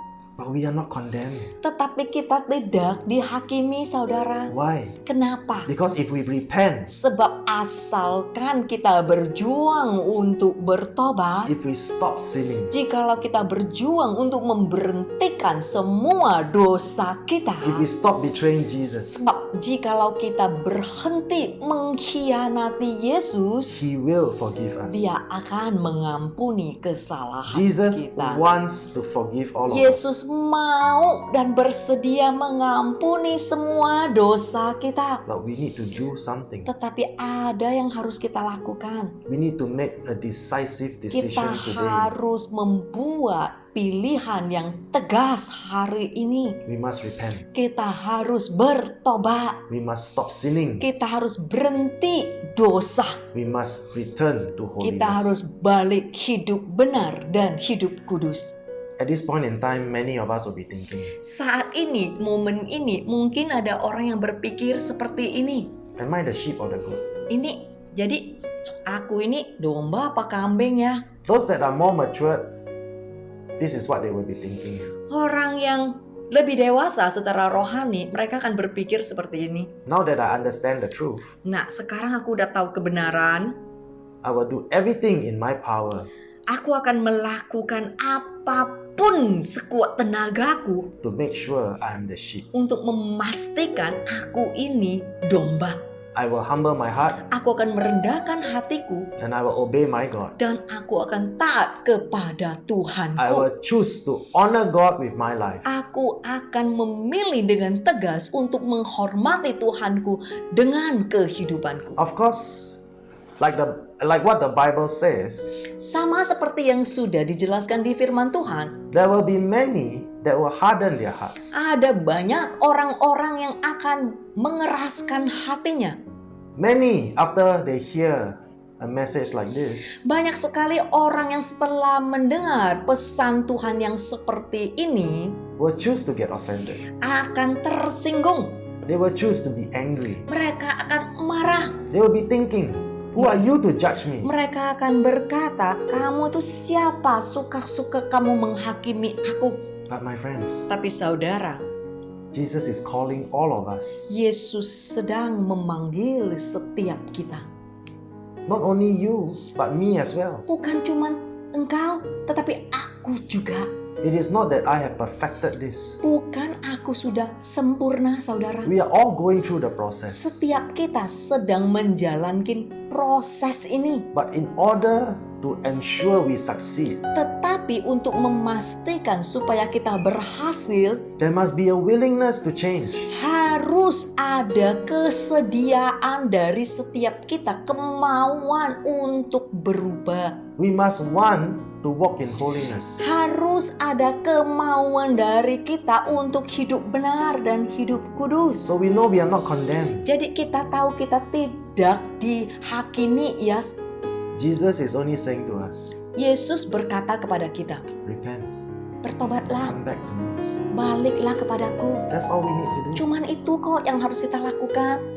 We are all in the process of maturing. Setiap kita di dalam proses kedewasaan rohani. So I want to encourage all of you, my Jadi friends. saya mau mendorong saudara-saudariku. Why don't we just give Jesus a chance Bagaimana jikalau kita memberi Tuhan Yesus kesempatan to ini bring conviction in our hearts this day, untuk insyafkan setiap hati kami hari ini to lead us to dan repentance, menuntun kami untuk bertobat to lead us in the path of holiness. dan menuntun kami di dalam jalan kebenaran. So who are the sheep and who are the Jadi goats? siapa domba, siapa kambing? Let us take a look at scripture. Ayo kita lihat yang ada di firman Tuhan. This is a description of the goats. Inilah gambaran yang dijelaskan siapakah kambing. 2 Timothy chapter 3 verse 1 to 2. 2 Timotius pasal 3 ayat 1 sampai 2. You should know this, Timothy, that in the last days there will be very difficult times. For people will love only themselves and their money. They will be boastful and proud, scoffing at God, disobedient to their parents and ungrateful. They will consider nothing sacred. Ketahuilah bahwa pada hari terakhir akan datang masa-masa yang sukar.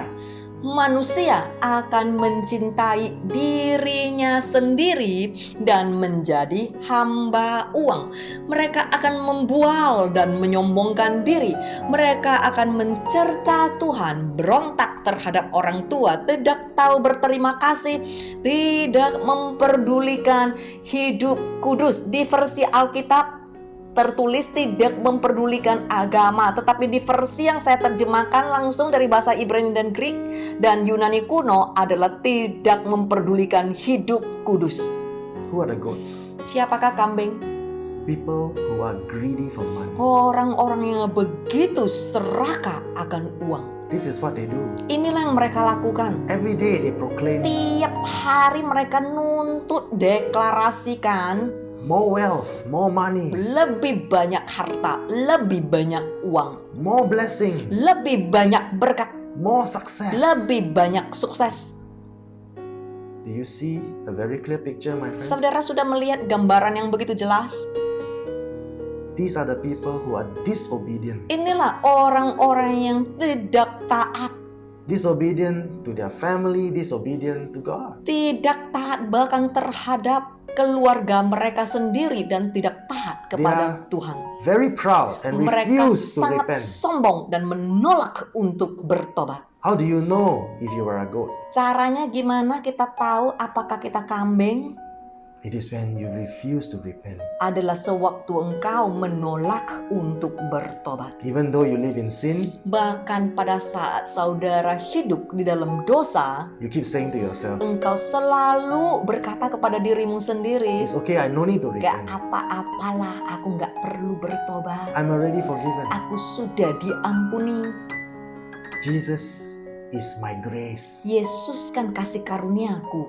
and I'm forgiven. Dan aku kan sudah diampuni. No matter what I do, I'm forgiven. Apapun yang aku lakukan, aku akan diampuni. And when judgment day comes, Dan pada saat hari penghakiman datang, I will not be thrown in aku hell tidak akan dilempar di lautan because api. I'm under Sebab grace. aku dibawa kasih karunia. I'm not under law. Aku tidak dibawa hukum. My flesh is under law. Ini kedaginganku di dalam hukum. Dagingku di dalam So hukum. my body will be thrown in hell. Jadi cuman ini badanku yang akan dilempar di lautan api. But my soul is saved. Tetapi rohku pasti akan diselamatkan. Is that true?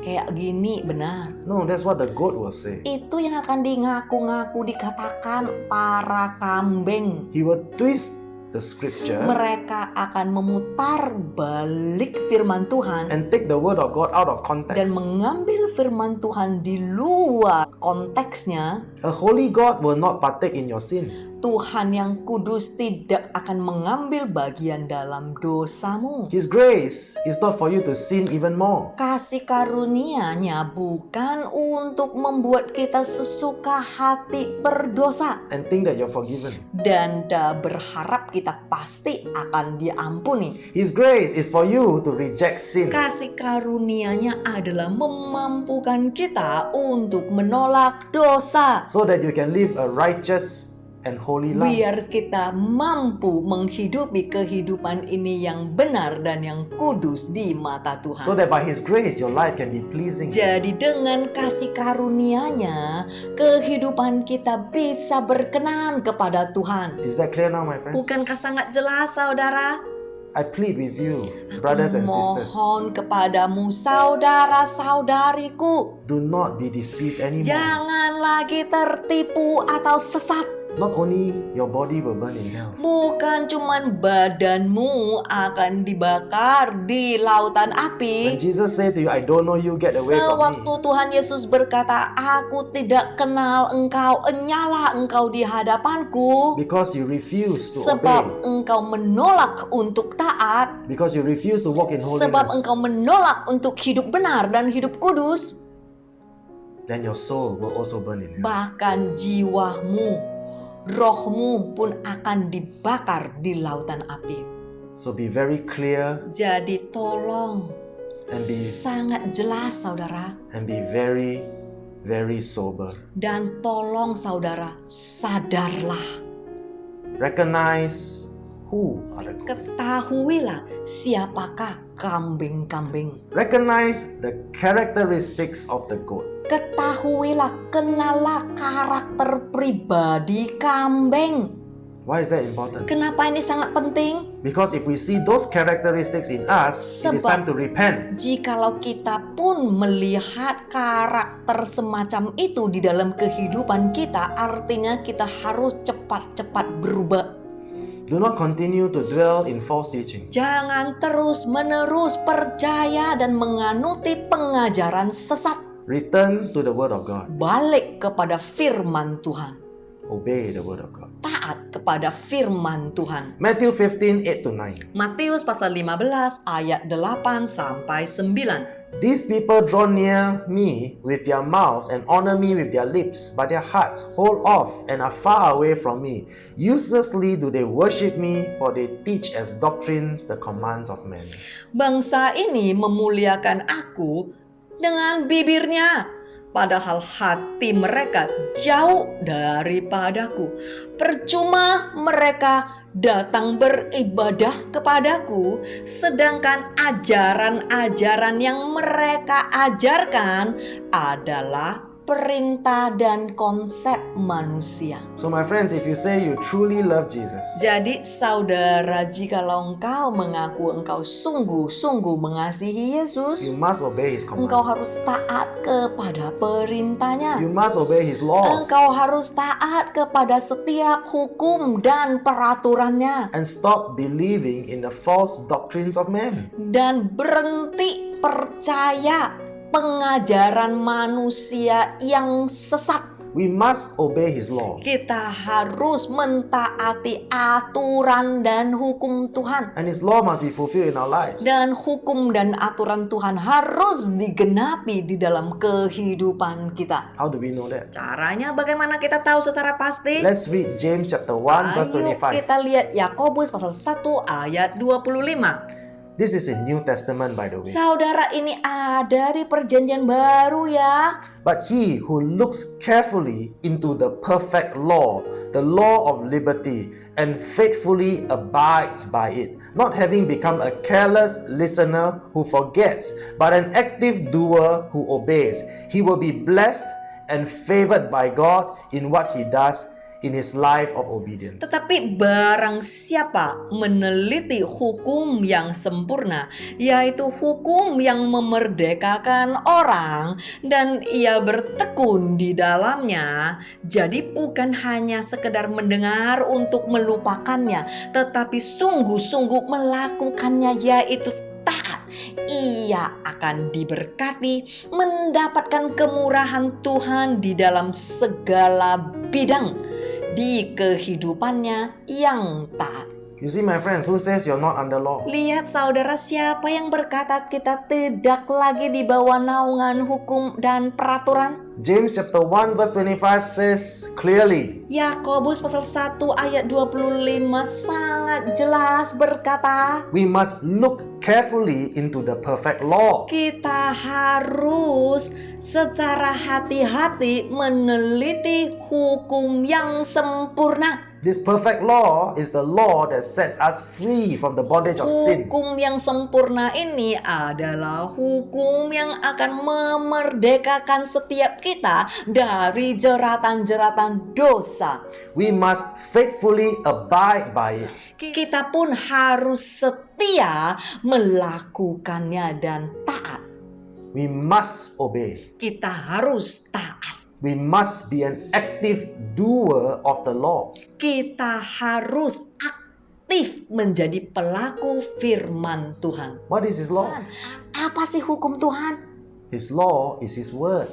Hukum Tuhan adalah firman Tuhan. We are under the word of God. Kita itu harus di dalam firman Tuhan. That's why we are under law. Makanya kita masih ada di dalam peraturan dan hukum Tuhan. We must obey the law. Kita harus taat kepada hukum dan aturannya. We must abide by His word. Kita harus melekat di dalam firman Tuhan. We must be conformed by His word. Kita harus juga menyatu dengan firman Tuhan. We need to have a biblical application in our life daily. Kita harus mempraktekkan firman Tuhan setiap hari To have a life of obedience. dan menghidupi hidup yang taat, A life that is in right standing with God. hidup yang benar di hadapan Tuhan. Not through our works, Bukan dengan perbuatan, but through our obedience. tetapi dengan ketaatan. I hope this is very clear, my Saya friend. harap ini jelas, saudara. 2 Timothy chapter 3 verse 3 to verse 4. 2 Timotius pasal 3 ayat 3 sampai 4. This is another description of the goats. Ini adalah ciri-ciri kambing. They will be unloving and unforgiving. They will slander others and have no self-control. They will be cruel and hate what is good. They will betray their friends. They will be reckless, be puffed up with pride, and love pleasure rather than love God. Mereka tidak tahu mengasihi dan mengampuni, suka menjelekkan orang, tidak punya penguasaan diri, kejam, benci yang baik, suka mengkhianati teman, tidak berpikir panjang, berlagak tahu, sombong, menuruti hawa nafsu mereka daripada menuruti Allah. My friends, Saudara, I hope all of you out there that are listening to this message saya berharap semua yang mendengar pesan hari ini will listen very carefully to this verse. akan mendengar secara hati-hati firman ini. This verse is describing the goat. Firman ini sedang menjelaskan ciri-ciri kambing. Remember, this is not condemnation. Ingat saudara, ini bukan menghakimi saudara, It is because Jesus loves us. tetapi Yesus mengasihi kita. He wants us to listen to His word Dia mau setiap kita mendengar firman-Nya and to obey His word. dan taat kepada If firman-Nya. this is our character today, Jikalau ini adalah karakter kita hari ini, I humbly urge you to repent. saya mau merendahkan hatiku dan memohon You are kepada not saudara condemned. untuk bertobat. Saya tidak menghakimi saudara, There is still time to repent sebab masih ada waktu untuk bertobat. because Jesus loves us so much. Sebab Yesus sungguh-sungguh mengasihi setiap kita. It's time for us to love Him back. Sudah saatnya kita juga sungguh-sungguh mengasihi Our Dia. repentance is an act of love to Jesus. Pertobatan kita, rasa tahu bersalah adalah suatu tindakan yang membuktikan kita sungguh-sungguh mengasihi Tuhan. If we say we are the sheep, Dan jikalau kita mengaku kita adalah domba, our life must be with self-control. kehidupan kita harus adalah hidup yang penuh dengan penguasaan diri. Those who are the goats have no self-control. Orang-orang yang seperti kambing, mereka tidak ada penguasaan diri. They love pleasure. Mereka suka terhadap ini keenakan. But those who are the sheep, Tetapi yang domba we must practice self-control. harus mempraktekkan penguasaan diri. We must obey God. Kita harus taat kepada firman Tuhan. We cannot continue to live according to the pleasures of our Kita flesh. tidak lagi suka-suka hidup seenaknya, memuaskan hawa nafsu kita. 2 Timothy chapter 4 verse 3. 2 Timotius pasal 4 ayat 3. For the time is coming when people will not tolerate or endure sound and wholesome instruction, but having ears itching for something pleasing and gratifying, they will gather to themselves one teacher after another, to a considerable number, chosen to satisfy their own liking and to foster the errors that they hold. Karena waktunya telah datang, orang tidak dapat lagi menerima ajaran sehat dan perintah yang sempurna.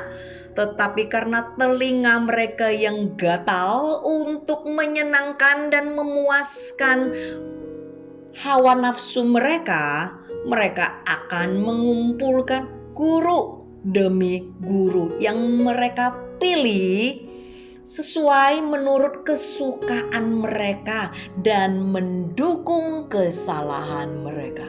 You see, my friends, Lihat saudara, the goat will never want to listen to sound teaching. kambing itu tidak pernah mau mendengarkan pengajaran yang benar. When the goat listen to sound teaching, they will say, this is too hard. Sewaktu kambing mendapatkan pengajaran yang benar, mereka akan berkata, keras. The goat will always say, ini keras. Nah, kayak begitu kambing sewaktu dikasih pengajaran benar akan menjawab, keras. They will not want to obey. Mereka tidak akan mau taat. They will keep saying, I cannot. Mereka akan selalu mencari alasan, nggak mungkin, aku nggak bisa. But do you know what's the truth? Tapi saudara tahu kebenarannya? It's not that they cannot. Bukan karena mereka tidak bisa, It's because they don't want. karena mereka tidak mau. Those who are the sheep, Yang domba, they will obey. mereka akan taat. The sheep will just say, yes, Lord. Domba akan menjawab, oke Tuhan, If this is not pleasing to you, kalau ini tidak berkenan di hadapanmu, I will not do it. aku akan berjuang tidak melakukannya. If you say I'm under law, Jikalau engkau berkata, aku masih ada di bawah peraturan dan hukum, then I will not challenge you. aku tidak akan menentangmu. I will accept Aku akan menerima. that I'm under your word and I'm under law. Aku di bawah firman-Mu dan firman-Mu adalah hukum dan aturan-Mu. And I will do my very best to obey you. Dan aku akan berjuang sekuat tenagaku untuk taat kepadamu. Even if I may fail from time to time, Bahkan jikalau aku masih gagal kadang-kadang, I know I'm not condemned. aku juga tahu aku tidak akan dihakimi karena aku sudah berjuang. Because as long as I keep trying my very best Sebab jikalau aku terus-menerus berjuang to live my life in holiness, menghidupi kehidupanku di dalam taat, I know it will be pleasing to you. aku tahu itu berkenan di hadapan-Mu. Are you beginning to see the difference between the sheep and the goat? my Saudara friend? sudah mulai mengerti perbedaan siapa kambing, siapa domba. Now this is what the sheep will do. Inilah yang akan dilakukan domba.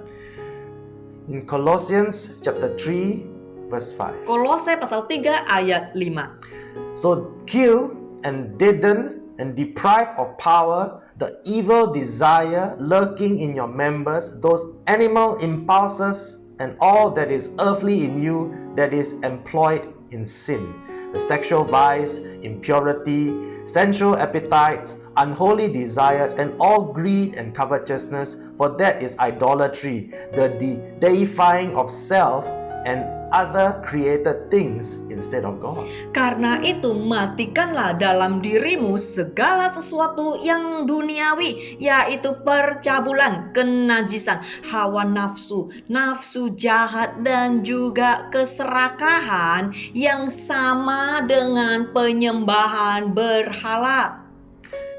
It is very clear, my Sangat friends. jelas, saudara. The Bible says, Firman Tuhan berkata, if we continue in our sexual vice, jikalau kita terus-menerus What? percabulan hawa nafsu, watching pornography, nonton pornografi, continue to masturbate, terus-menerus masturbasi, sexual fantasies, ya berfantasi tentang seks, all the unholy desires, semua yang tidak kudus, hawa nafsu kedagingan, greedy for money, serakah terhadap uang, covetous for other people's wealth. menginginkan miliknya orang lain.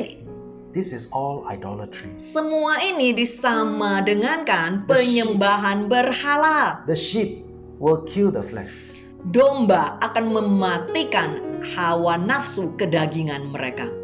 The sheep will obey God. Sebab domba akan taat kepada firman Tuhan. The goat will continue indulge in earthly pleasure. Kambing akan terus-menerus memuaskan kedagingan mereka. Galatians 5:24 to 25. Galatia pasal 5 ayat 24 sampai 25. And those who belong to Christ Jesus have crucified the sinful nature together with its passions and appetites. If we claim to live by the Holy Spirit, we must also walk by the Spirit with personal integrity, godly character, and moral courage. Our conduct empowered by the Holy Spirit. Barang siapa menjadi milik Kristus Yesus, ia telah menyalibkan daging dengan segala hawa nafsu dan keinginannya. Jikalau kita hidup oleh roh, baiklah hidup kita juga dipimpin oleh roh, yaitu integritas, karakter, moral, dan perilaku kita dikuasai oleh Roh Kudus. Again, the Bible is very clear. Firman Tuhan sangat jelas, saudara. If you say you have the Holy Spirit of Jikalau God in engkau you, mengaku engkau punya Roh Kudus yang hidup di dalammu, you will not partake in anything that is unholy. engkau tidak akan selalu mengambil bagian di hal-hal yang dosa. Because a holy God will not partake in things that are not holy. Sebab Tuhan yang kudus, rohnya yang kudus tidak akan mengambil bagian di dalam kejahatan dan kenajisan. Let us look at Romans 14:17. Ayo kita lihat Roma pasal 14 ayat 17. The kingdom of God is not a matter of getting the food and drink that we like, feeding our hedonistic and ungodly desires, but instead it is righteousness, the state which makes a person acceptable to God, that is in right standing with God, and heart peace in the joy of the Holy Spirit. Sebab kerajaan Allah bukanlah soal makanan dan minuman. Artinya sesuka manusia untuk memuaskan hawa nafsu mereka, hedonistik, tetapi adalah soal kebenaran, yaitu hidupnya benar di hadapan Tuhan, damai sejahtera dalam hatinya, dan sukacita oleh Roh Kudus. So, when we look at the perfect word of God, Jadi sewaktu kita meneliti firman Tuhan yang sempurna, let's understand one thing very clearly. kita harus ingat dan ngerti yang satu ini. We must strive to be the sheep.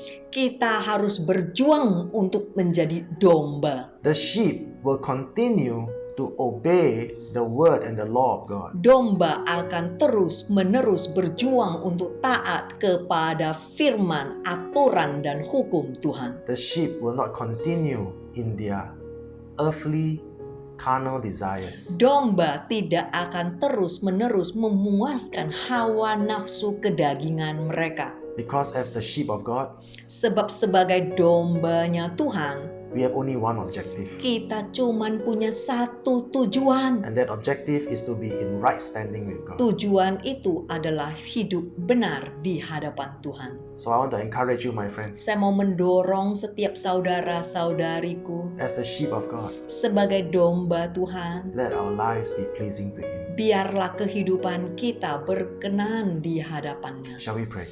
Ayo kita berdoa. Father, we thank you for your word. Terima kasih Tuhan atas firman-Mu. We thank you, Lord, that your word will continue to guide us in Terima your truth. kasih firman-Mu akan terus-menerus menuntun kami di dalam jalan yang benar. Let your truth break the bondages of sin in our lives. Biarkanlah kebenaran-Mu memerdekakan kami dari jeratan dosa.